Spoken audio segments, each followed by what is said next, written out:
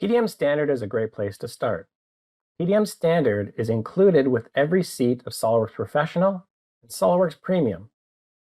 Right from the start, it's a comfortable and familiar experience, being an extension of Windows Explorer. Logging in controls access to the data to the right person at the right time.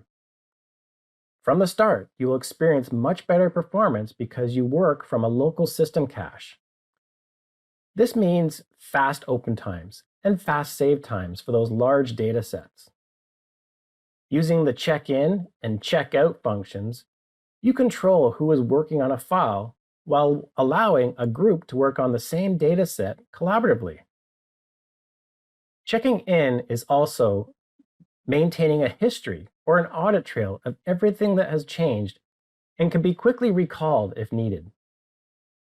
The single workflow will allow you to understand what stage of the process files are at, control who has visibility, and automatically notify people to view or provide input on the data.